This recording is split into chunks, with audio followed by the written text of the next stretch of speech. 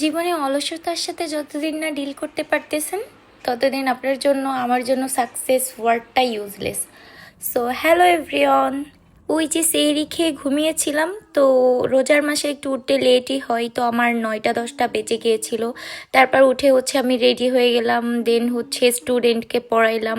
আর স্টুডেন্টদের বাসার এই প্লেসটা এত সুন্দর, ওদের বাসা বিলের মধ্যে অনেক সুন্দর। আর আমি থাকি অনেকটা শহরের এইখানে।